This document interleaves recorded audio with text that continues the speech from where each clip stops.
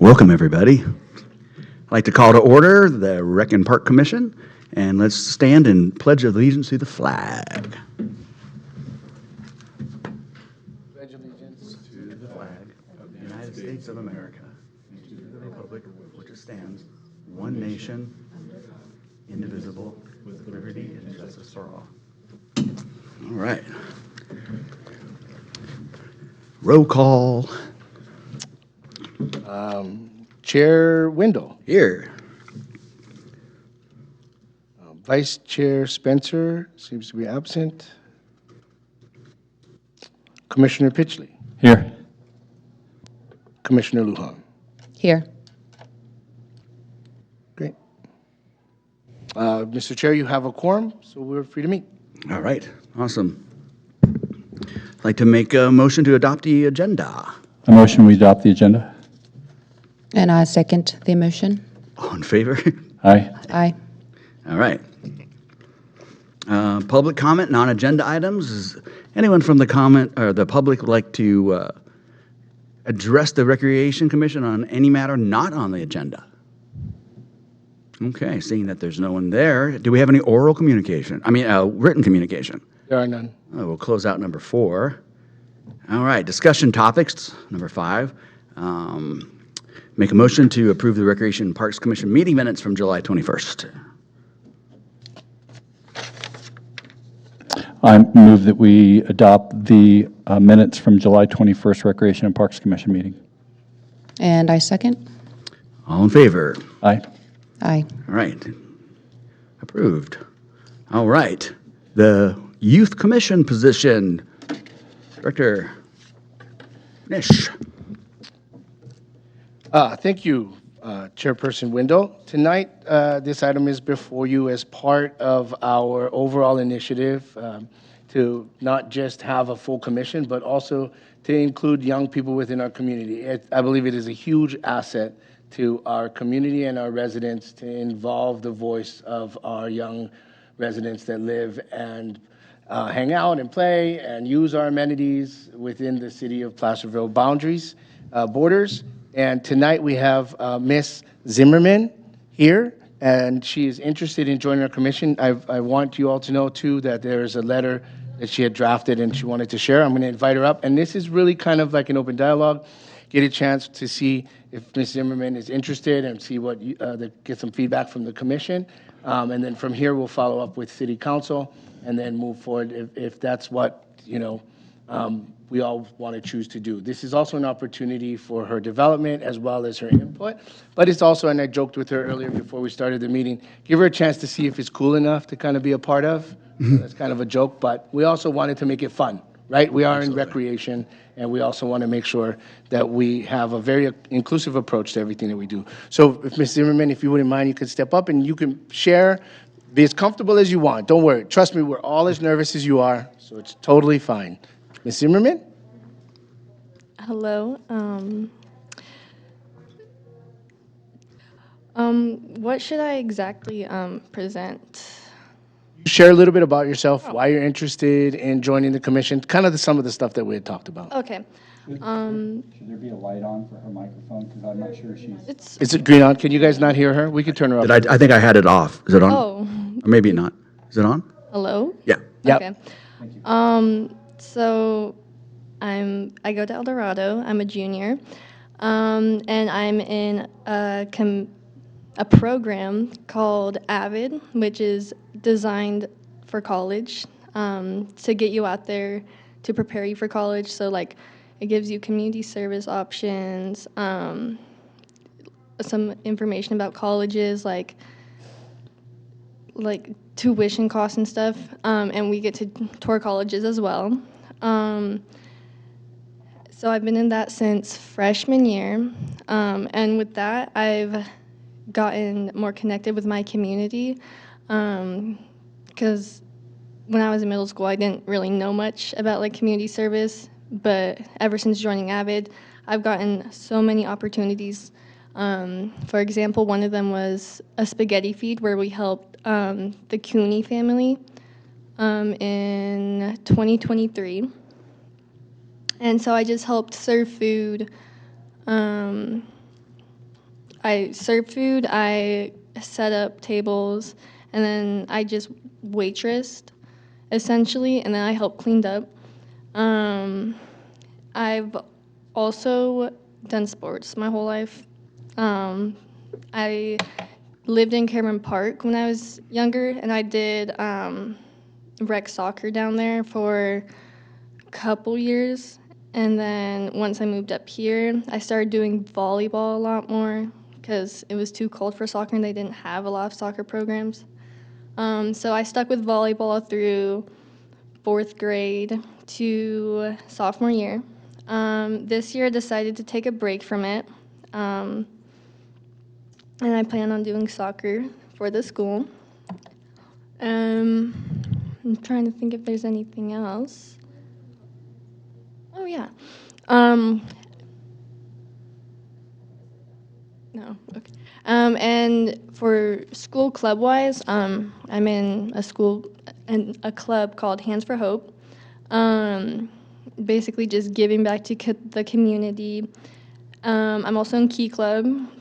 Same thing, like they both come with multiple community service options and just great opportunities.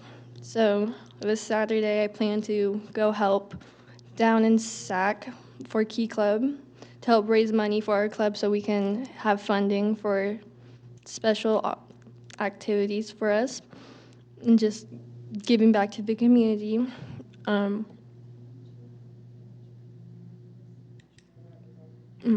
And then how I came to find this position was last year through Avid. My assistant principal, Mr. Gatling, reached out to the counselors. And with Avid, we have a lot of like first priority stuff. So we were like the first ones to get offered it, and nobody else volunteered. And so I volunteered because I didn't see anybody, and nobody else was really listening because it was at the end of the year during finals, and nobody was like paying attention. They were just ready for summer. So I talked to my teacher more about it, and my sophomore teacher said that she would give them my information and then that they would reach out, and that's how I ended up here.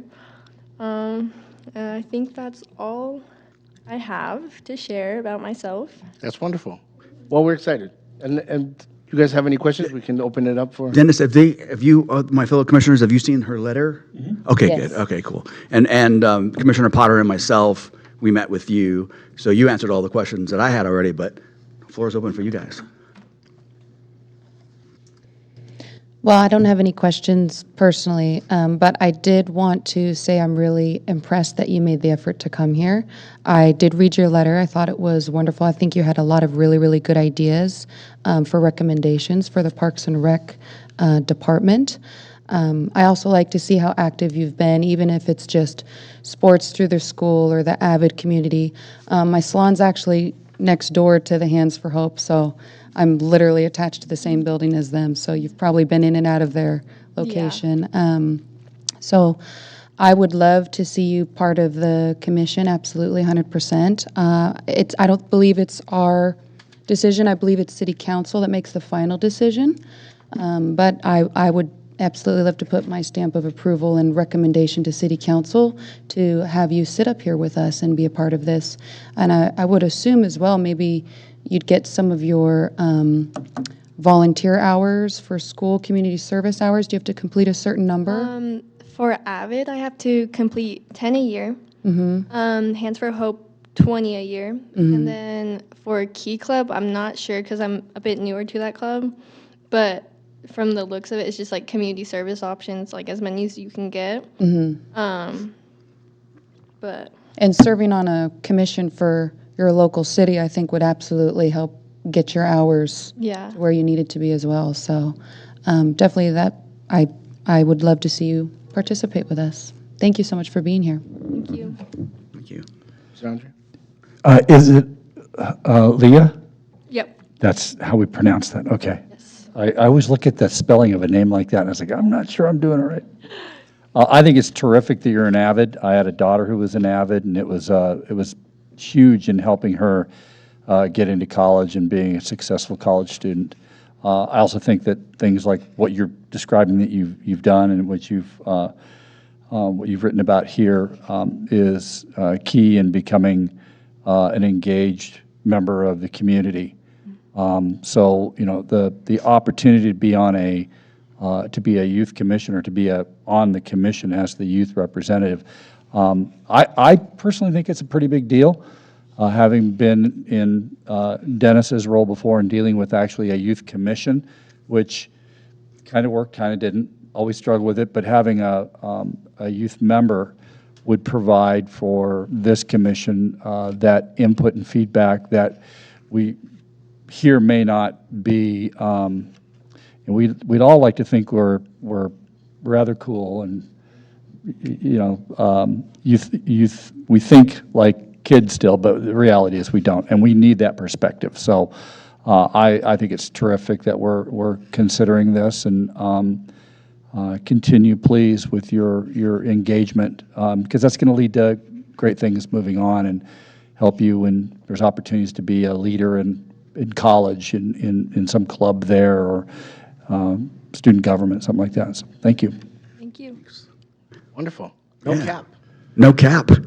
Think that's a Did you just say that? 6-7. That's so Ohio.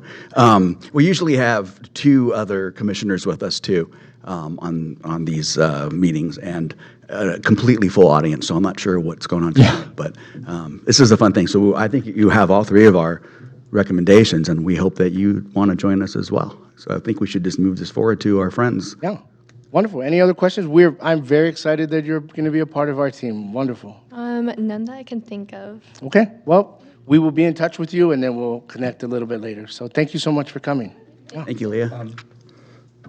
If I may. Oh, yeah. So Dennis, what's the process going to be now? If we're going ahead and we're saying, yeah, thumbs up, green light, Right. it's going to go to council, and when might she hear? about a Ideally, yes I'm or a no? gonna meet with department heads tomorrow and have a tentative plan set up with the city clerk, and then hopefully we'll be able to move it forward on the 23rd of this month if we can fit it on the agenda. Okay. And then ideally get started job. next month. Okay, all right, thank you. You're welcome. Awesome. All right, shall we move on to 5.3? Okay, Superintendent Lishman, who's absent tonight, and myself, we have a Halloween update, but I'll leave it to you to. That was my fault. Point of order. I keep putting Assistant Director Lishman. That's my fault. Oh, okay, Assistant Director Lishman. We have a great event planned, and I'm actually going to turn this back over to you, Chairperson Wendell, in regards to Halloween. Quick plug, Friday, October 31st, downtown. All of the merchants are invited to participate. I was there last year. It was my first year. Absolutely amazing. We work with not just the departments and not just the stores. Some of the stores even up here past Bedford, up on the other side from, I think, pretty much right at Town Hall, all the way down. Everyone really engages and really participates, and this is also a call for volunteers and a call for candy. But with that, you have my report, and then hopefully Ms. Chairperson Wendell can also give us a little bit more details Yeah, around yeah. the event and kind of share a little bit about it. Absolutely. In the past, prior to 21 or so, this event's been going on for a really long time, and it was mainly a kind of like a conveyor belt of kids that's getting candy going up and down Main Street. And the 2030 Club did a costume contest in the middle, and that was pretty much it. And when I grew up here, so I participated in a lot of those things. And back in the day, they were a little bit more fun and interactive, and kind of over the years it just became like free candy zone and then out, you know what I mean? So myself and Amy Pooley from the El Dorado Foundation and I got together and proposed to the city that we take over that event and co-sponsor with the city. And this time what we did is we brought down the carnival to Main Street, and along with the 2030 Club still participating, we have a dance troupe out there, and we do a donut eating contest and pumpkin carving or pumpkin painting contests, and all the merchants are now really into it. This year we're going to be decorating the light poles with Halloween skeletons and decorations. They're kind of similar to how Folsom does it. So that's gonna start October 1st. The event still goes from 4 to 6.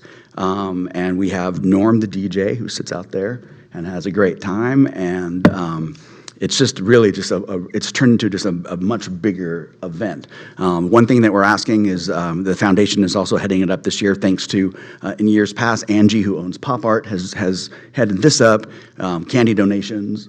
So social media posts will be sent out to all of us, and also the city already has them, so we can start getting those up on Facebook and Instagram or wherever to get people to donate more candy. Not all merchants can have the privilege to afford a lot of candy to give out. I usually go through about $1,000 worth that night or so. So yeah, it's pretty crazy. But I'm also insane in Halloween. So that's the and then also yeah, that's it. So we're gonna get the word out.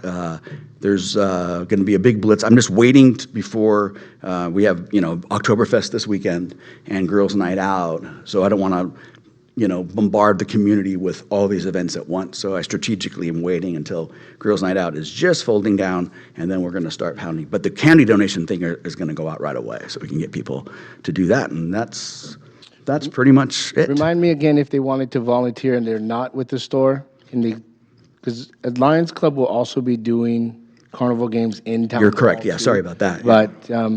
But we do very well working with Public Works and our maintenance department to kind of clean up and do those other things. So if there are individuals who kind of want to come out and they may not have a storefront, if you guys want to come out and help us, we do have our department will have a tent. So if you can help and join and volunteer with us, or you can help in the Lions Club in the town hall, and then you can help us at the end of the night too. So volunteers are always welcome. Absolutely. Any questions? So what was it that you were saying you wanted to delay posting about something? What was it you were concerned about? About the event itself, I don't do a massive blitz of advertising the Main Street trick or treat until this big event is happening, because social media tends to be, you get bombarded by all these events. People are going to not know when this event is happening a lot of times, because there's one post and then there's another post and then there's another post. And so I don't do, we've already posted about it, but I don't do the big spend on social media posts until after Oktoberfest. Okay, because you're paying for the advertising to promote I pay for it, or- advertising, but also don't Okay. want to, I don't see want what you to mean. put too much out there and dilute other events with an ambush of way too many events. Sometimes if you advertise too early, people will forget. People won't forget about this event. But so that's why we're starting the candy drive earlier right now. Right. And then the actual event itself, we really start pushing with fun social media posts and whatnot. I do have a committee that Audra from Love to Death and my friend Vanessa, who's a great Halloween fan. We all get together and we plan this all out for the year. And we have one more meeting next week, and we're going to just start rolling everything out. And yeah, that's pretty much what happens. Right. How many years has this been going on? I know we've been to 2 of them. Yeah, since the 80s, I think. Really, it's that old. Yeah. Well, I can tell you that nobody stops at our house to trick or treat, because they're all coming down here. Really? Oh, yeah. We buy candy every year, and it's just like, okay, well, what do we do with this? So our candy that we buy is just going to come down here.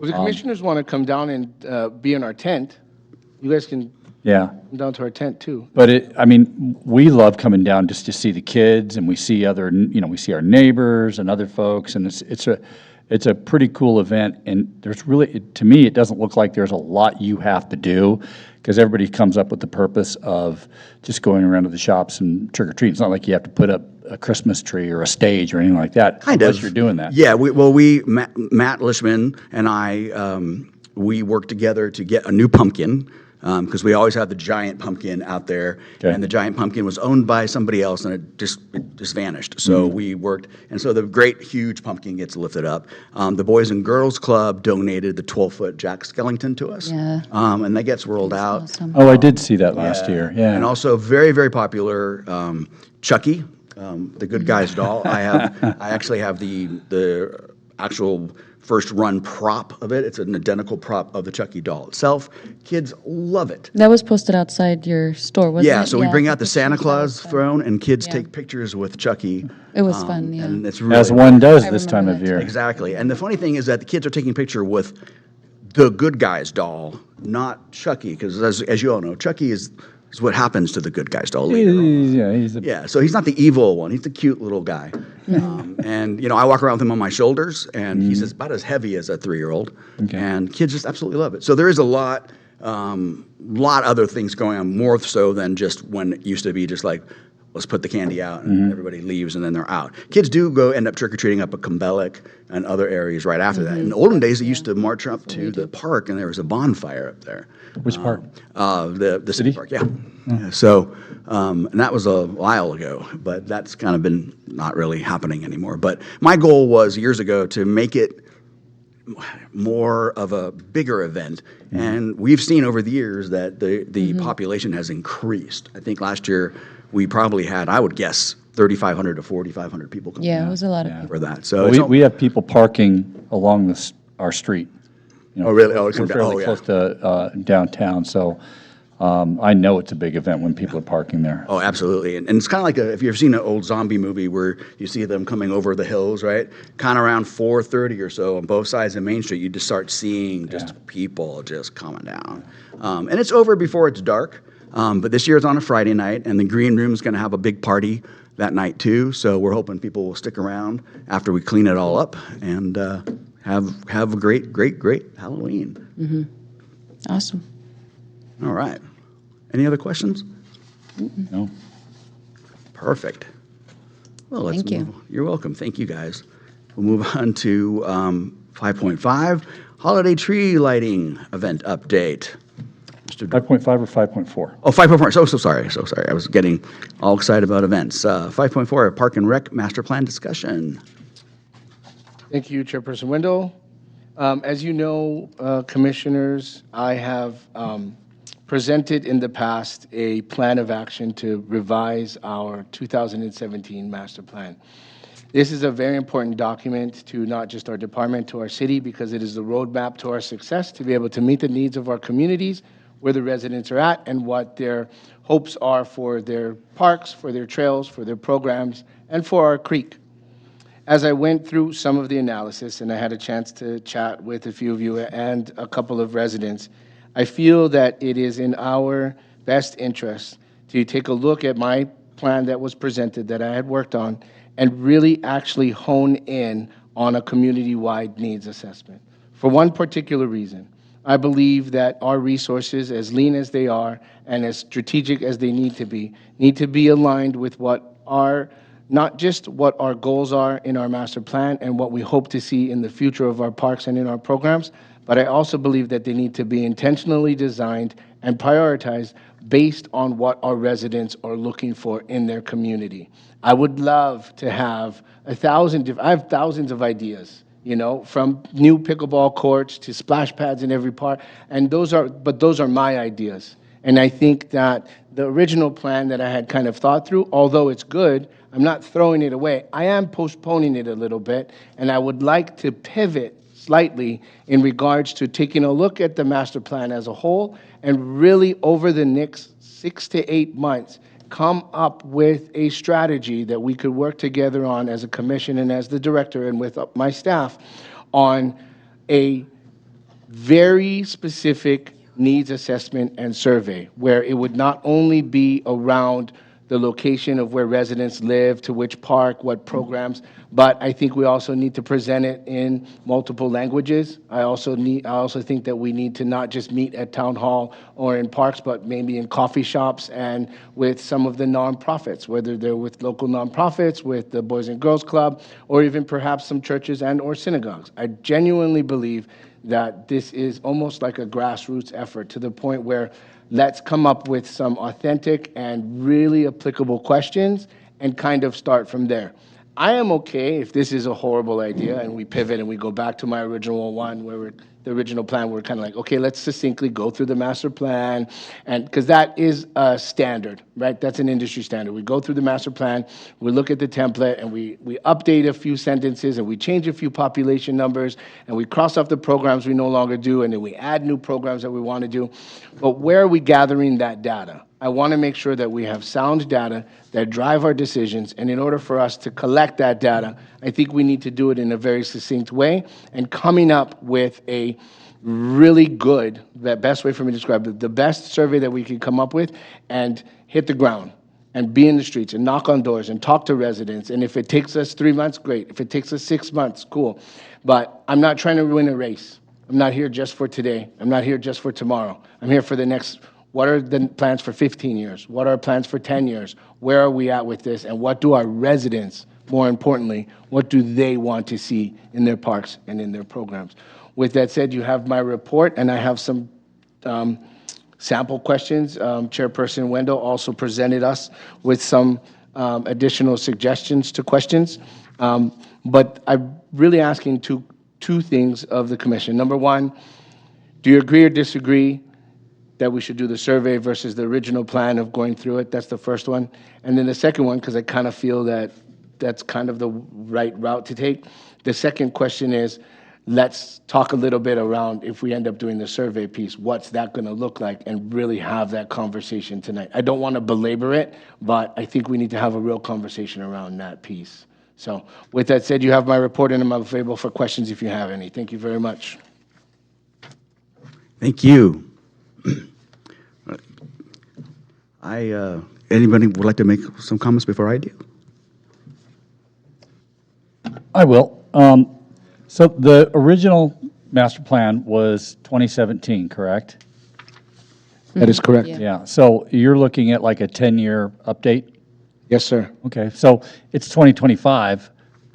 You and I had a conversation about, I don't know that you need to limit yourself to 3 to 6 months. I think you can give yourself a little bit more time, especially if you want to, grab as many groups as you can.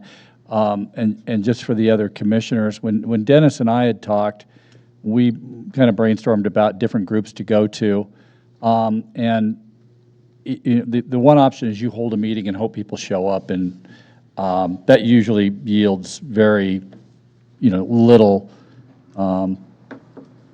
new information. You'll hear from a lot of the people that were involved in the last time around because they were there. But when you go to where people are, so you go to a school meeting, a football game, you go to the Chamber of Commerce meetings, you go anywhere where you can meet with people, especially kids, since a lot of this is going to be around what do kids want, what do teens want. I think that you can give yourself a little bit more time, and then look at this as the update to the 10-year update to the 2017 plan. And we also talked about just how to, don't overcomplicate it. Keep the question simple. There's no new money to really, for one, to spend on a new plan, correct?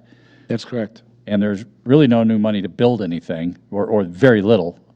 Correct. I think you said impact fees there's not a lot of them. So, I would hate to overpromise and underdeliver that we're going to be able to build things and put things in, but we can find out what people are interested in.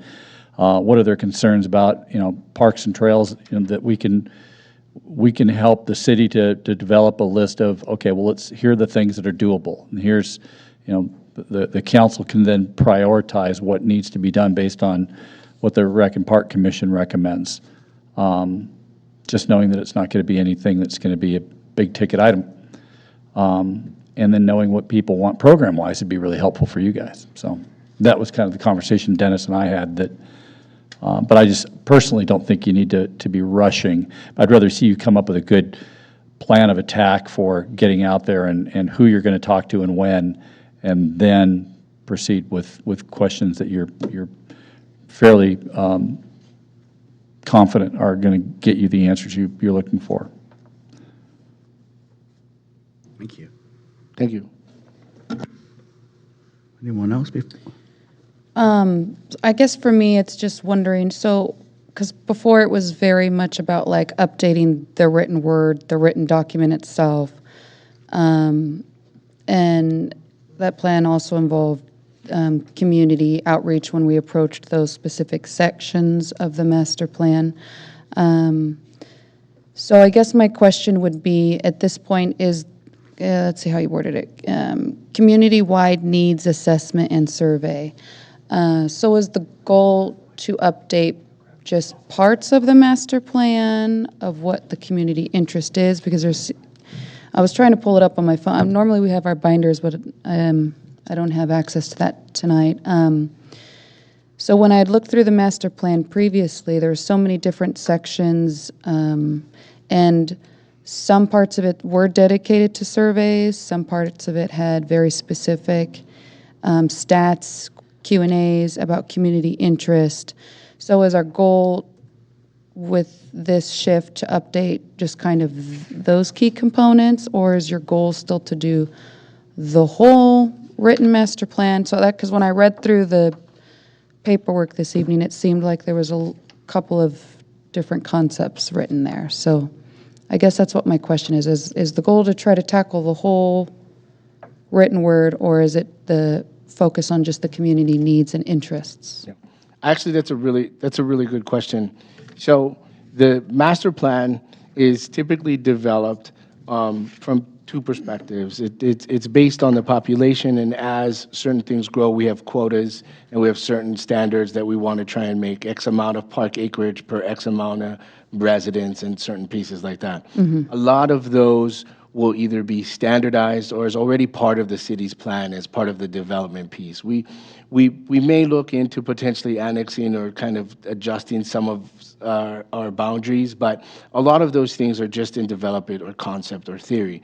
And so what tends to happen is when you put that data in there and those statistics, you develop those narratives, or what you're talking about in regards to what develops that master plan. That's telling the story about how you're going to meet those needs to be able to meet those quotas.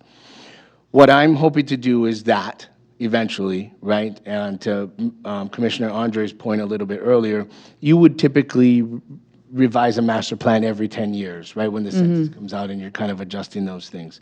As a new director, when I'm coming in, I'm also looking for a roadmap because I've got my budget too, and that's saying, okay, well, we want to, do the plaster on the pool. That's $250,000. Well, obviously in the plan, it's kind of written out there that says, okay, you're going to do deferred maintenance every X amount of years based on your inventory, and it quantifies those pieces. That quantification comes from the data based on where you are at the benchmark when you develop that plan, right? So then that way you can kind of analyze, well, if it's going to depreciate, then we need to do X amount of plans to make sure that we're able to replace that. I definitely don't want to throw out the whole master plan and redo the whole master plan, because that obviously is an option, but it's not going to be advantageous of us to do those things. I want to postpone the revision of the narrative part, which is what we were kind of working on, and focus on the assessment part, because once we collect, I believe genuinely that if we come up with a clear enough assessment and coming up with a clear enough survey, that we can quantify and be like, okay, this is what our residents want. They want the parks clean, they want an extra pickleball. What do the residents want? Because at the end of the day, I'll be faced with two questions. Do I put $250,000 to replaster the pool, or do I do $250,000 to replace a playground? And so from that perspective, where's the decision going to come from? Because I want to put that into the narrative, and I want to document those things. So then that way, I'll be here for a long time, but things change. There's ebbs and there's flows. There's flows in the market. Things go up, things go down. What is going to be our North Star? And what I'm hoping is the data we collect from the residents, because they're telling us what they want, that's going to be our North Star. And so we take that data, we collect it, and then we go back into the master plan, like you were saying earlier about, some of those narratives. We rewrite the narratives, not because we're going to revise it based on what we think. We're going to actually base it off of what we see in the data that we collect.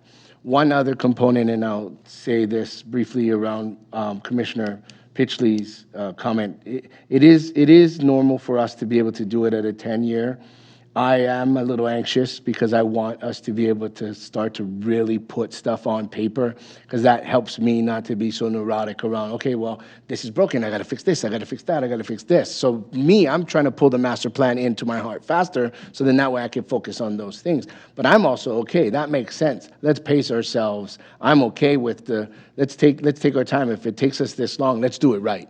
Let's not do it twice. So I like that feedback. I think that's really important for me to take into consideration. But I also think it's a very important question that you're asking, because I think there is some residents or some people are like, well, you have a plan. Why wouldn't you just change that? Well, I'm not saying we're not gonna. I'm saying that we're gonna really try to work smarter and work from the data-based assessment and then develop and revise those narratives based on what we're saying. Now, am I saying just because the residents ask for it is exactly what they're going to get? No, we're going to go through the diplomatic process. We're going to formulate what we need to do. We'll put it to the vision, and we'll follow the normal process. We'll bring it back here to the Rec Commission, and obviously we'll take it to City Council. We'll there have their chance to vet it, to get their input, to be able to put in their insight on what they were elected to do, and then we'll adopt it from there, from that level. I hope that makes sense. I know it was really long for me to explain, but I want to make sure that everybody understands the goal of, yes, we have a plan to revise it. This is the first step I'd like to take to move towards that. Okay. Lynn, do you have any questions? No. No? Okay. And the additional questions, survey questions that I came up with were based on the questions that were asked on the 2017, which were there were 10 web-based questions and 10 phone questions as well. And then I just did some other exploring to get, an insane amount of 13, which is a little bit a lot, but. If I But- had anything, oh, sorry. If I had anything to say, I think this is too much. Oh, absolutely. No, these Yeah. are just suggestions Yeah. that I think that we, in my opinion, and I think we need to go to public comment if necessary, but Yeah. that since we saw the attachments and whatnot just recently, Yeah. maybe we should absorb these survey questions and then allow Michael Potter's opinion as well, Commissioner Potter's, and then at the next meeting perhaps Yeah. come up with the survey questions. That could be an idea. I'm okay. We should do public comment, absolutely. Let me go through if it's okay, Yeah. Person Wendell, we can read through some of the 5 that we have. We can Absolutely. kind of spot point yours. I would like us to agree on the style and the amount of questions. I think we need to have some of those hard conversations. Okay. I don't mean this to be flippant, but I don't remember the last time I took a survey in my personal life, collecting surveys or doing any type of research, especially the way we're trying to do it. Everyone's getting spammed with emails. Everyone's getting spammed with QR codes. Everyone's getting, well, we used to get calls. It's 2025, sorry. But, it's to a point where we need to really, really think this through. And yes, I agree with Commissioner Spencer. 13's too much. It's 5 too little. So I definitely want to have some of that dialogue with you guys tonight. But to the Commissioner's point, if you'd like to open it for public comment, that'd be fine. Sure. Before we discuss the questions, does anyone from the public like to comment on this particular agenda item? Oh, right. We'll bring it right back to us. Out of the possible ones, the one that I thought stuck out to me the most was actually number 1. Curious to see which ones they visit the most. And this is about mine. I'm sorry, I don't mean to skip over the ones that you already have. And then the number 13, prioritizing the capital projects versus programs. If the budget were limited, what % should go towards improving building facilities, restrooms, which is something that you had mentioned already earlier. So it speaks to that already. Out of the rest of these are kind of just kind of vague, but just something to twerk the idea. Or tweak the idea, sorry. If you'd like me to, I could go through the first 5 questions on the thing, and we can kind of Sure. talk a little bit about why we want to ask it. And again, no sacred cows, no bad ideas. We're just trying to come up with the best questions to ask our residents, and we can even, and I'm thinking about this out loud, we could appoint 2 commissioners tonight as a little sub if we want to kind of work on it throughout the week until we come back next month and see what the subcommittee comes up with. But I just did an idea. I just made that up. So if it's a bad idea, I'm not going to hurt my feelings. The first question, on a scale of 1 to 5, 1 being very dissatisfied, 5 being very satisfied, how satisfied are you with the overall quality, variety, and accessibility of parks and recreational facilities in the city of Placerville? Please expand any specific strengths or areas for improvement.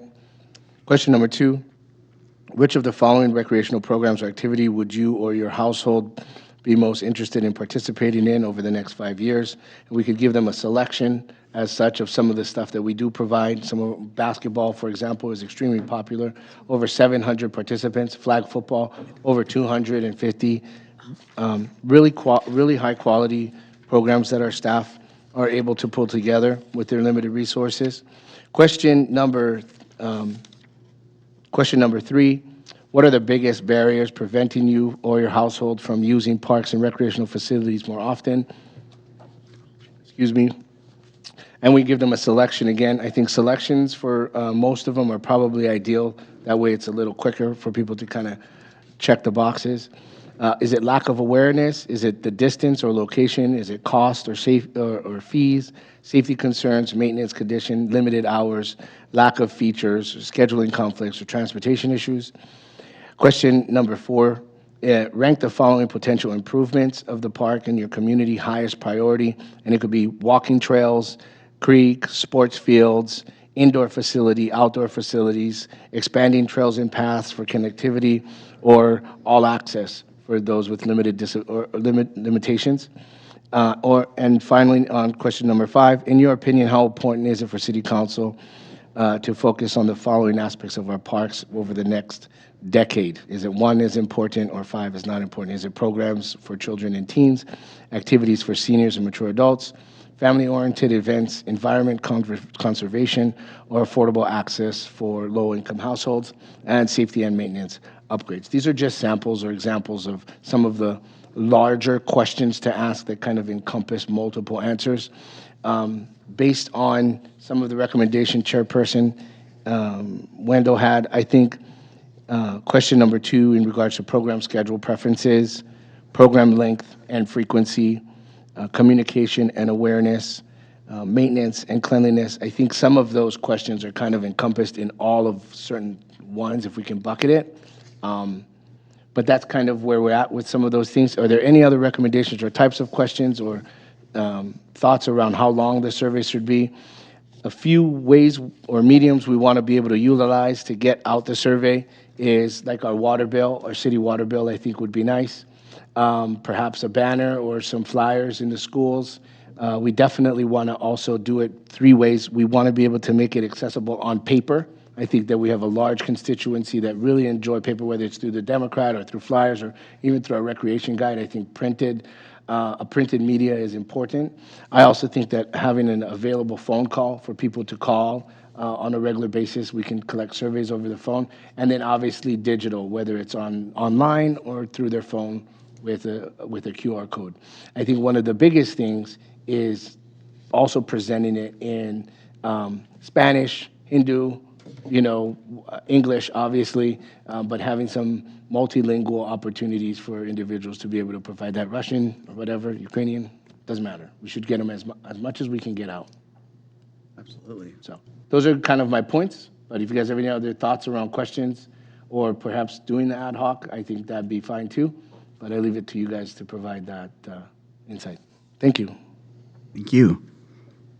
Commissioners. As far as the outreach goes, and I think you and I have mentioned, or I've mentioned this to you before, I wonder if it's possible for you to get a reoccurring slot in the Mountain Democrat where you can provide updates and information, things going on in the city, and ask it, and maybe also have some sort of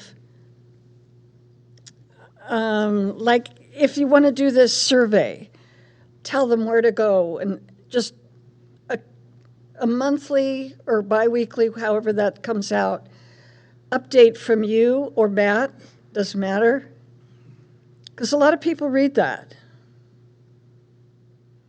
Might be a good idea. piggyback on that, would it, and I'm not sure of legalities of situations like this, but to motivate people to do the survey, could we do a drawing where people could win something random? Everybody that fills out the survey, they get a ticket or a number and gets put into a randomizer, and either local merchants donate something or the city has something, and you get this if you do it. Maybe 3 prizes, just to motivate people to maybe hopefully get some more answers. I'm not sure if that's allowed. I'll check on it. It's an idea. As far as outreach goes, I liked the earlier suggestion of not necessarily always hosting the meetings at town hall. I think going out into the communities, whether it's the parks, churches, schools, I think it would be easy to arrange, especially with the public schools. It sounds like they already have some of those kind of organized programs, like perhaps reaching out to the AVID group for some sort of partnership with the school, hold something in their cafeteria. I think there's opportunity if we're trying to get into the community to find ourselves actually in the community. I think that would be an ideal pathway for getting the feedback that we're looking for. As far as the question goes, I think definitely keeping it short and sweet to the point. I think not having it, having a survey of 20 questions is probably too many. So if we can find a way to narrow it down. The one thing I did notice with question 1, let's see, how satisfied are you with the overall quality, variety, and accessibility? I think maybe separating parts of those questions. I think accessibility is probably a little different from quality and variety questions. I think that an accessibility question maybe needs its own separate wording. So that way, anyone that has very specific feedback for accessibility has an opportunity to express that in a more specific way. Otherwise, I really like the idea of these questions, and maybe we should try putting like a sample one together on the next meeting and having it narrowed down where like this could be the actual survey, this page right here. Narrowing it down, I think that would be nice to see on the next meeting. Start moving forward, make some headway. I like that. I could even do a hair salon. I'm not even kidding. I was even thinking Tony's Candy Shop, Try to encourage our chief to do and he does really good ones. I don't know if he calls it donuts with the deputy, but he does like coffee with the chief. That was a joke, by the way, if Joe's watching. But, it could be, on the trail. It could be literally in a hair salon. It could be at the candy store. And I think being more available in locations like that, I'll be happy to. I'll do the senior center up the street. So I like that. And the school groups. That's a really good idea, too. Mm-hmm. Anybody else? No. So is the goal then to take these, maybe drill them down to 10 questions and then have the commission draw it down to 5? Yeah. It doesn't have to be 5. I'm just kidding. Yeah, I don't think it has to be, it just needs to be short, sweet, direct, easy for people to check a box, like you said.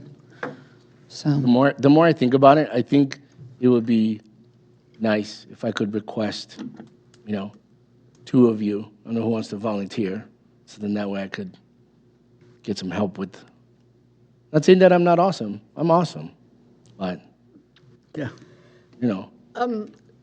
One thing, did you want to talk? Oh, no, go ahead. Okay. The one thing that stands out with the survey is that part of it has to do with feedback on our Parks and Rec and the status of each venue. The other part has to do with programming. So I'm thinking that the general public may be more interested in programming and the special events than whether or not we're keeping things clean or up to date.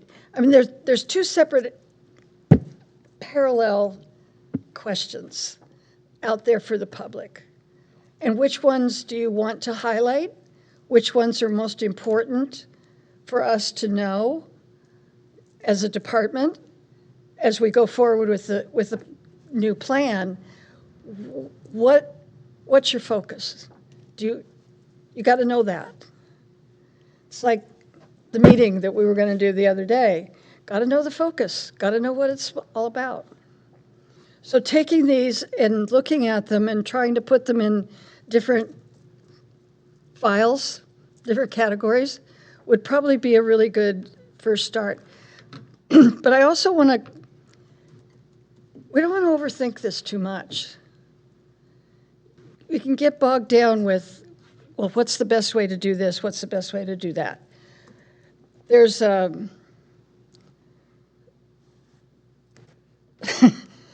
there's an old way of looking at things. It's called Occam's razor. And it essentially says that you don't overthink things. The simplest, easiest solution is usually the best. And that's where I think we need to focus. What is it that you really want to get out of it? What information do you really want? And tailor the questions along those lines. That's a good point. Go ahead. One suggestion I would have would be to check with NRPA Connect, or I'm not sure what the equivalent is for CPRS. But typically, people will share, departments will share all of their success stories, the things that they did that really worked well. And somebody may already have a survey that you can grab, and then you work from that as a template to come up with, fine tune it for Placerville. Instead of trying to recreate the entire thing. Because I'll bet you there are other agencies out there that are strapped for cash, that need to do an update to their plan, and they went through something similar. There's got to be something out there. And you probably know of some directors out there who you could reach out to. Nancy Kaiser may be one. So. Good idea. Good idea. Thank you. No need to recreate the wheel. Yeah. So is our goal to ask commissioners if they would like to have a subcommittee on this, or to help Dennis come up with these questions over the next couple of months? Is our goal to have these kind of done by first of the year? I'd be willing to participate in that. Anybody else? I can help as well.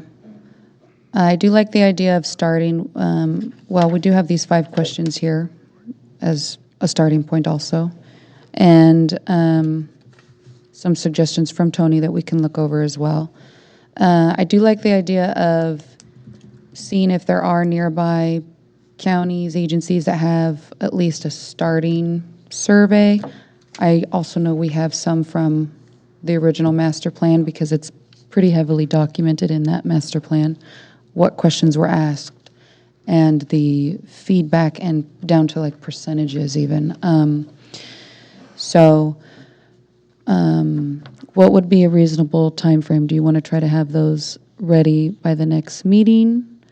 Or do you want to have that done as a subcommittee? What would work for you? So in 1 month's time, we could probably come up with In 1 month's time, we could probably come up with some examples. At least a rough draft? Yeah, I would say Okay. that's pretty good. And you guys will be working with, With Dennis? right? I'll send you guys an email, we'll throw out some dates, and then we can kind of sit down. Okay. Sure. I might have utilized resources to generate the 5 that are here.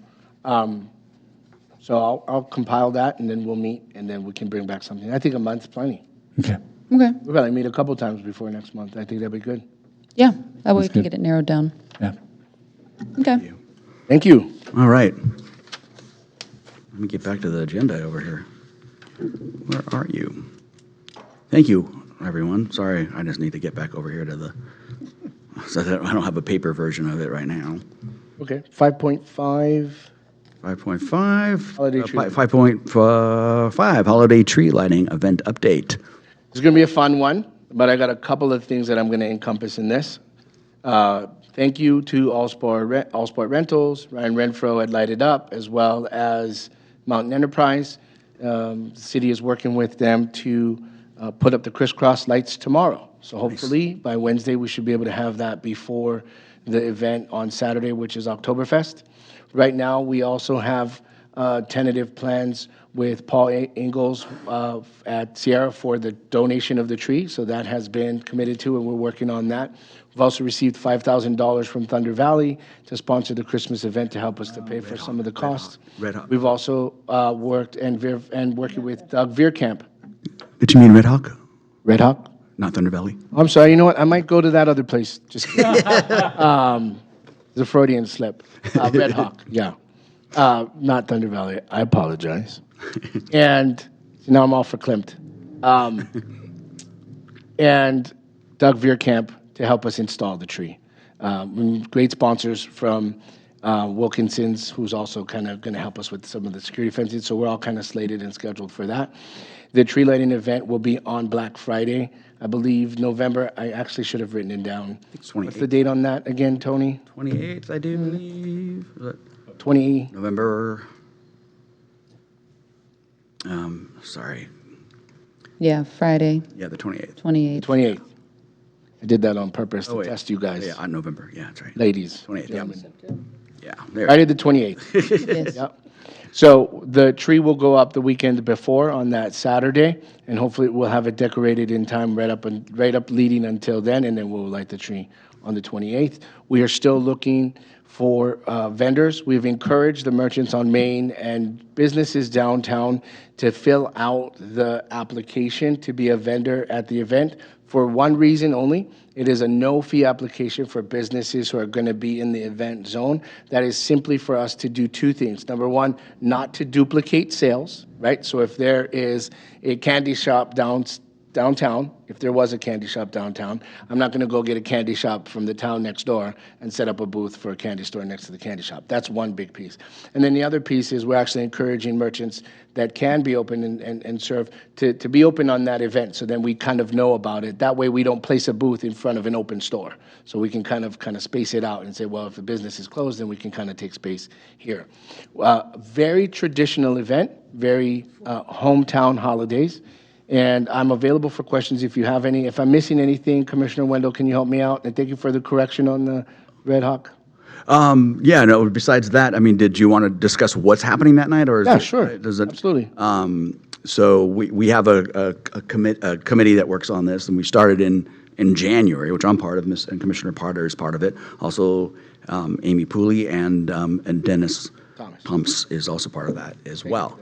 And so we've been working on different things, and we did it. We were also in charge of it last year as well. So we took what we learned and took the good stuff, and we've changed a few things this year too. One of the biggest obstacles last year was getting Santa Claus from my store to the bell tower to light the bell tower. It took about 20 minutes to get him, and it's just right across the street from me. So this year Santa will be at my shop from 4 to 6. And then there's going to be a very special situation happening, which I don't want to give that away, at the bell tower, when a special guest will come in and light the tree at that time. And at that particular point, when the tree is lit, we have the Red Dirt Ruckus is performing. Before and after that, and then we also have carolers, and we also have the barbershop quartet group that's also going to be out there roaming around too. We haven't decided which one is going to sing the song right after the tree is lit, but then the plan is that Santa will not be at my store after that, because that became chaotic last year, but Santa may have another appearance at a different area right after that. But also, before all this is going on, Mrs. Claus has a workshop in the Oddfellows for kids to make crafts and have some fun during that time as well. So, and I think it's a big score for us to get Red Dirt Ruckus to perform. One of the merchants on Main Street sponsored them, and that's going to be really, really great. And we're still looking for volunteers to help us clean it up and to help us police it a little bit. Yeah, the whole idea is tradition and getting back to, how it was of a community event. Everything is going to be fun and exciting.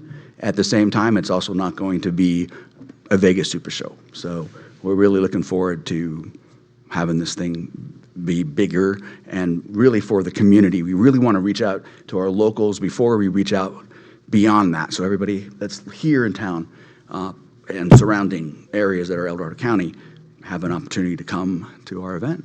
We do have multiple performers, and our goal is to kind of elongate the event. And so we'll have some entertainers at the courthouse as well as some down towards Sacramento and the 300 block, because that does have a tendency to kind of get bunched up. And we'll reposition the stage for a little more crowd control. But everything's falling into place, and we're very fortunate for all of our funding and all of our sponsors. Apologize again for misspeaking earlier, but we've been very, very amazing. Our community has been very giving and very supportive. So, any questions? Questions, Commissioners? The last Friday of November or the first Friday of December, if it's really earlier, typically when these events take place. It's been my experience. I know when I was in West Sacramento, we did that. Do we know if there's other events, which would be great if there were? If El Dorado Hills is having an event too, that means they're not going to come up to our event. They're probably going to be down at their event. Do we know if there's has anybody checked to see if there's any? No, I have not yet. Okay, That's a all good right. question. So, This is one of those nuanced, I know exactly where you're going. That makes total sense. This is one of those nuanced events. well, yeah, it's like, okay, we're the only ones, as an example, we're the only ones that are going to have a fireworks show. You'd rather do these things for your community when other communities are doing the same thing. I think that the timing's probably pretty good on that. Yeah. And just a question, on the crisscross lights, Yes. why are they even taken down? Do we know? Is it because they just don't want them up? Maintenance costs? Is that what it is? Primarily, Okay, maintenance- all right. Maintenance All right. costs and use. I think they're great. I'd like to see them up year-round, but that's me. So, if anybody asks. That is actually a great point to make. I do want to say that Main Street is gorgeous, but heavily used. Right. So I think if you spend some time down here during the weekday or you're just through town it is a highly trafficked area, and so sometimes there are larger trucks. There's certain things that come through, Right. which kind of make mitigating that a difficulty. We need to be able to schedule it so encroachment permits or larger vehicles, because it becomes logistics around taking them down and then putting them up. Sure. But another component of that is absolute cost, maintaining it, changing out the light bulbs, having the scissor lift. Okay. Okay. We did make a decision as a city to keep the ones on the buildings that are up. Thank you to Amy and the El Dorado Community Foundation for kind of doing those pieces. So we'll also kind of change out some light bulbs. I know you have, Okay. maybe community noticed some of those, and then the ones on the tower. So we keep the ones on the tower and the ones in the building year-round, but the crisscross lights, logistically and expense-wise, Yeah. kind of expensive. And the last thing, it's been a terrific event, so I'm really looking forward to this year. Thanks. By the way, too, December 6th is when El Dorado Hills is having their tree lighting. Yeah, so not the same night. Yes. That's funny. No other question? Any other questions? Awesome. Well, we welcome everybody to come out and help us volunteer. It'd be fantastic. Any public comment for this item? No, we're good? Okay, perfect. And we will now move on to 5.6, Department Update. All right, I'll try to make this quick. I don't know if it's painful, but we'll make it quick. This month has been very, very exciting for us, but I do want to talk about a couple of things that I need to make some decisions on in regards to some of our resources and some of our trees, and I'll give you a quick program update in regards to Adopt a Trail. The parklet, located currently in our courtyard, was actually purchased during COVID. The parklet is a little picnic kind of park table that is situated on a 10 by 15-foot base that has an awning and a bench. This needs to be relocated from area to area, and what would happen is we would periodically, and I've been told this, so I can be corrected, but the parklet would be placed in front of restaurants or in front of businesses during COVID when we moved businesses outside, and it was made primarily to be transported and relocated in multiple areas. However, we have not been able to utilize the parklets for substantial reasons, whether it's staffing, time, or location, but it's got one more move left in it. So the question is, with this parklet that we have up at the Corporation Yard, would the commission or the community or residents who are watching, would you have any recommendations on our final installation? I don't want to say final resting place, but man, where we put that thing, that's where it's got to stay there. I mean, we move it one more time, and Is this the same one that was in front of Timmy's brown bag during? I believe so. Okay, all right. That was a nice little thing. So any suggestions? That's really what this question is. This is part of my update. I have no idea what it looks like. I'd love to see a picture of it. If you could, if maybe one of when it was in front of Timmy's would be great to be able I to. will look for one. That's a There's really got to good be idea. something from back in the day. I know this was something that was also done during July as Parks and Recreation Month, that there were cities that were putting in little parklets in front of, they would take up a parking space, which if you've got plenty of parking space, it's not a problem.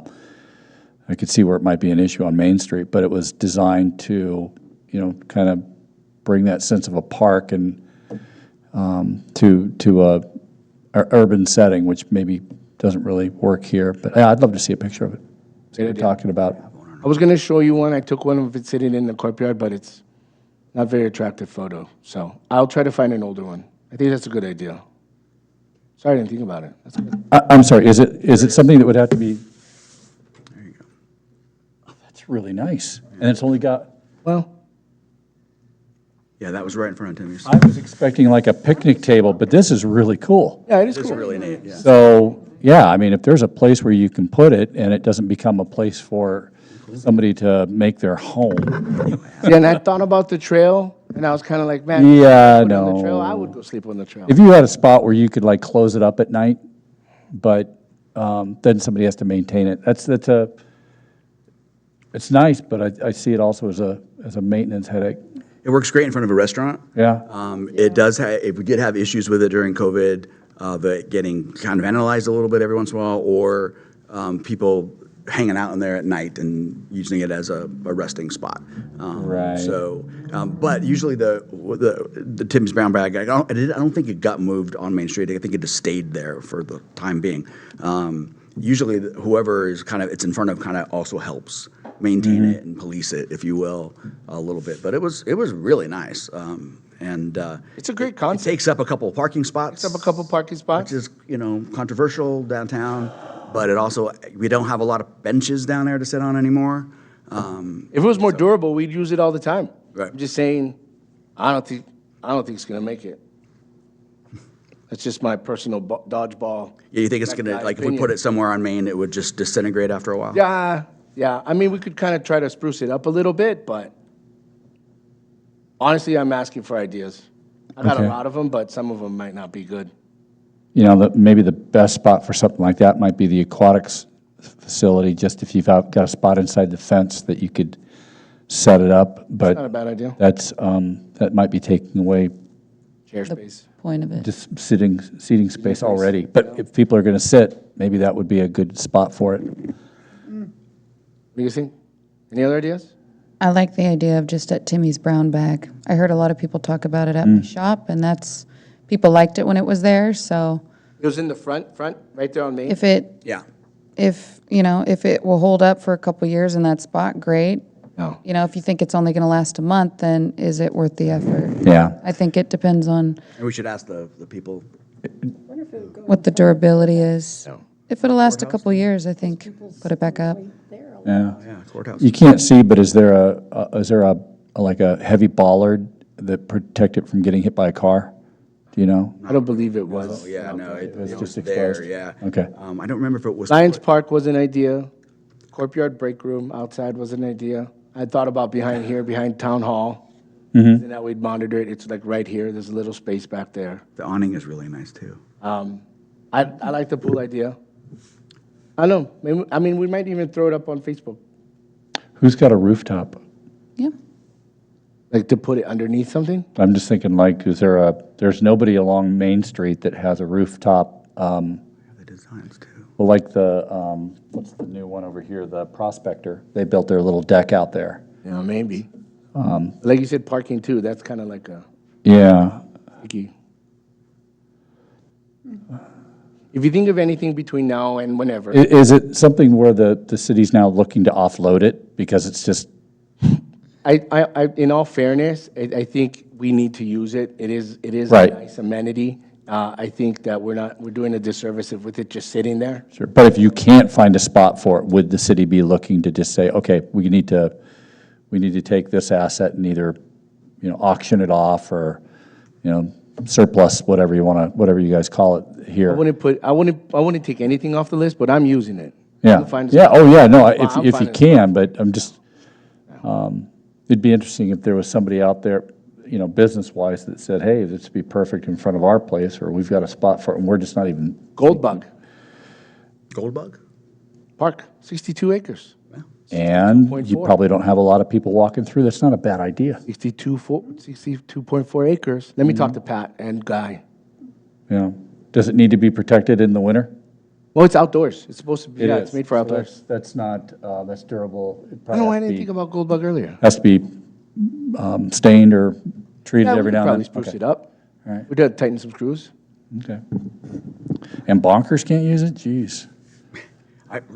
There's not a, I would love to, but I'd be taking away massive parking. Yeah. We'd probably put it on the second floor. Yeah. Everything else up I there. mean, I think it's awesome. I mean, Yeah. it'd be really great. Well, thanks for sharing Thanks, that. guys. Item number 2, tree maintenance. There are several permanent trees in the area requiring maintenance and care. If you notice, I provided 2 photos of the current tree at Mooney Lot, just outside the front of Town Hall here, right next to the brand-new coffee shop. There is a community garden that is on the top of that retaining wall that has all the amazing artwork. Unfortunately, that tree is kind of split. I'm letting you, as a commission, know that we will be removing that as well. There's also a prominent tree near Ivy Lot, next to the monument, up by Melters. That large tree on the, I guess, Cedar Ravine area, the cork tree. The cork tree has an aphid and whitefly infestation. It is going to cost us approximately $500 to continue to treat the tree. It is a little bit of a costly investment. Potentially, we could remove it, but it is I was going to say sacred cow, but sacred tree. People like the tree. So I do want some feedback around that piece because we are going to be investing money to maintain it, but having it removed is not out of the question, but I do want to present that. The third tree that was not included here because I was too afraid to put it in writing is the tree on Bedford, the old Christmas tree that is located at Bedford in Maine, which is currently uprooting some of our sidewalk and causing kind of an impact in that area. There is an annual cost of anywhere between $3,000 and $4,000 to continue to treat that tree. I don't know if you've noticed, because I haven't been here that long, but before we treated the tree and took all of the equipment off of the tree, it was kind of dying. We can continue to treat that tree at the few $1,000s a year, or remove the tree and replant a new historical Christmas tree. We will not return that event back up to this tree because we installed the stand downtown next to the bell tower. However, I would like your feedback around those trees. I have to remove the one with the split in it. But the cork tree and the Christmas tree, I would love to get some honest, transparent feedback in regards to potential treatment or possible removing. So an arborist has told you that it's the whitefly and the aphids that are the issue? Okay. My big thing is just safety. I don't want to see a limb drop or the whole tree fall over and someone getting hurt or worse. So I'm all for whatever it can be done safely. If an arborist tells you, well, we can treat it and the tree, it should be fine, I'm comfortable with that.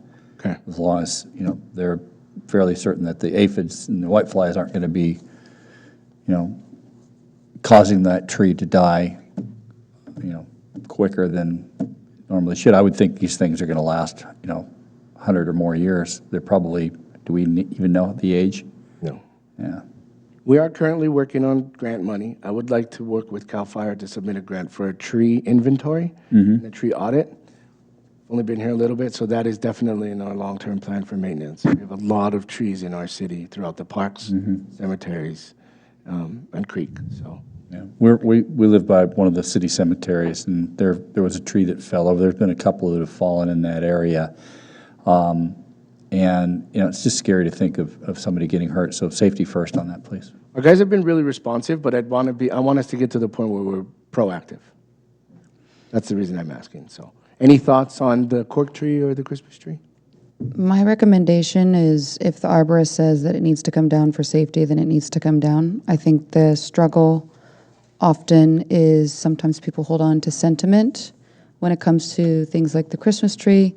However, sentiment should not be more important than safety.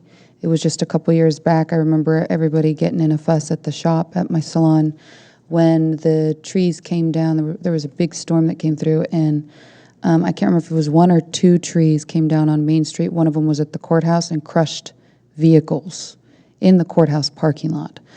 So I think it's important to balance sentiment with safety, and my recommendation is if the arborist says that these trees need to come down, then the trees need to come down. I don't know if that's something that we make a decision on. I don't know if that's No, something because once they get to council this, does, once they or- get to that stage and the arborist has to take it down, if it's not, if there's, if it's on our property and the potential liabilities there, we take it out immediately. We most likely in certain spaces utilize Growlersburg or contract out with Foothill. Like we're pretty significant with those in our actions to take care of safety first.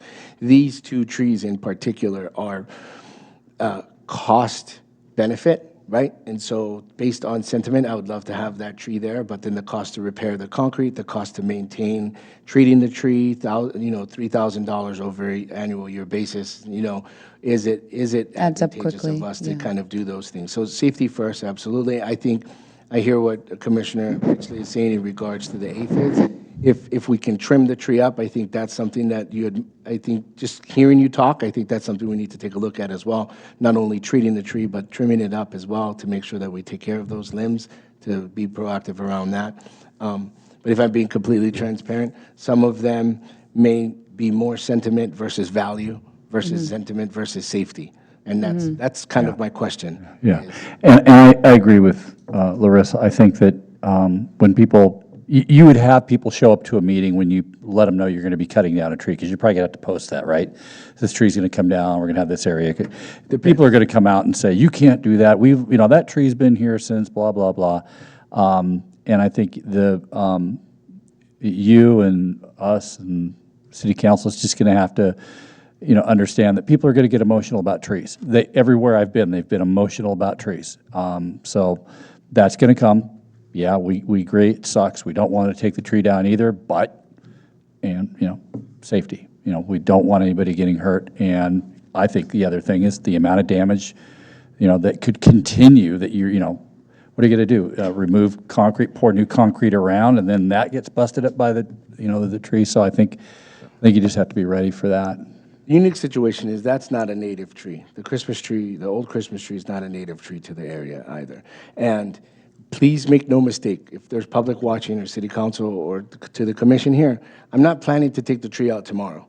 I'm starting the conversation because I want to be intentional about the sentiment. Now, this is a long-term plan. It's not even a medium or a short-term plan. I want to be very aware and empathetic towards the culture of our area, the care that we put and invest into our trees. So I don't want to erase the sentiment. I want us to not think that, oh, Dennis was here for a year, now he's cutting trees down. No. But in 3 years or in 5 years, when we've put in $15,000, let's talk about this. I'm not doing it tomorrow. You know what I mean? So I don't, and it's good wood. I would hate for a gallows to be built from that wood for me, So. Well, having an insight to the costs of things on Main Street and what the city has to pay for, all different things, the cost of the Christmas tree seems pretty excessive, in my humble opinion. However, with people being very sentimental about it, if it does get to the point where that tree has to come down, we could use the wood to make commemorative I would think plaques. that's That's what I was Great idea as thinking, well. like, stuff people like can make that, you know. benches. Benches, You know all what I kinds of mean? stuff. You could, here's the little thing from the tree that was once there, and we're planting another one, and Yeah, even enlisting like the local high schools, maybe their woodworking shops and stuff. I'd seen, one of our graveyards has that. I was reading the posts on the gate, and the original gate, I can't remember what year it was built, but then there was another post that talked about how some of the new metal decorative pieces on that gate was done by the local, one of the teams over at the El Dorado High School.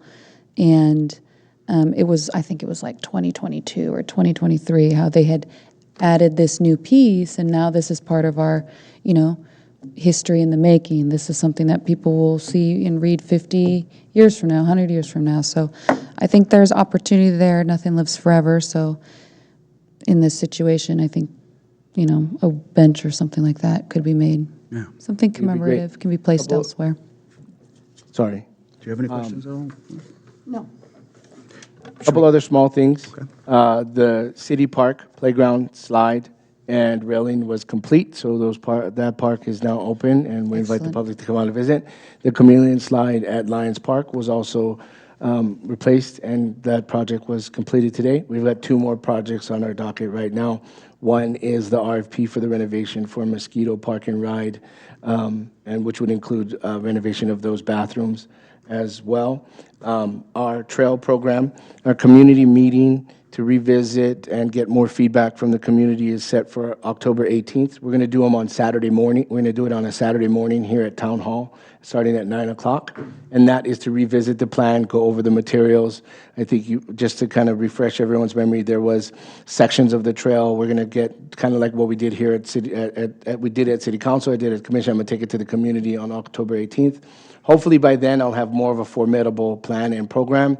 Right now, we've decided around 10 sections. We're about 0.25 miles of each section, starting at Ray, Lawyer, and Forney, going all the way up to I keep saying it wrong. Jacquard? How do I say it? Jakeway. It's the Q, it messes me up to Jakeway. Now, some organizations may be larger, and so they might want 2 sections and certain things like that. Staff and I are kind of coming up with creative names. Maybe you take the raccoon section. We'll see. We're kind of playing around with it to make it fun.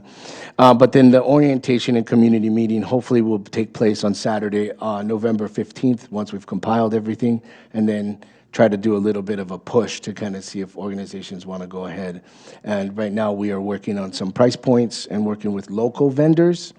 Originally, I had thought to kind of look at a corporate standpoint to get a better price point, but I actually think there are some local vendors within the city that we could work with to either get some sponsorships, bring some of that price down, and spend it in our local shops. So my fingers are crossed for some of those things.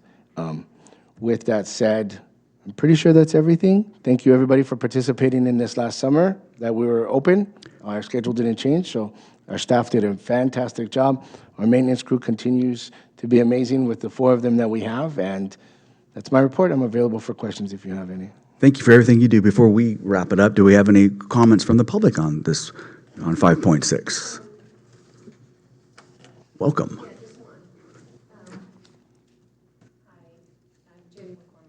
President of Friends of the El Dorado Trail. On the Adopt a Trail meeting, you said that was October 18th Yes, ma'am. at 9 a.m.? Yep. And then you said something about November 15th. I wasn't sure what that. So the November 15th will be a follow-up. So the Okay. 18th meeting is for feedback, and then I'm hoping that the 15th is kind of like the launch one. Okay, and you'll have like something for social media that we can use to promote it? Yes, ma'am. Right, okay, all right, great, thanks. Thank you. Commissioners, any other comments? I didn't know about the dates. So October 18th is the Adopt a Trail meeting at 9. Mm-hmm. And then what was the other one you said? November 15th, I believe that's a Saturday. Okay. But like Ms. Jenny said, we'll put out flyers, and tentatively the 15th November is all the work's been done. It's like I have all the paperwork, I have everything kind of put together. We've got some groups together and certain things like that. We are also, now that I'm talking about it, I'm trying not to belabor the point, but we're also starting a free agent list I made that up today in my office. It's called the free agent list for individuals who don't belong to an organization but want to be able to help on the trail. So then that way we'll start a list of volunteers that are just like solo or partners. I think we mentioned that the last time. I was just trying to come up with a funny name so people would remember it. So in that free agent list, we'll get a list of what organizations are out there and which ones they want to work to, as well as the sections that they're in. So I think that'll be fun. Perfect. Okay, Thank you. thank you. Well, I'd like to move to adjourn our meeting at 6:24 and 33 seconds. Second? Do I hear, everybody in favor? Aye. Aye. All right. Thank you, guys, and have a great night, and we'll see you on the 20th of October. Now, a word from our sponsor.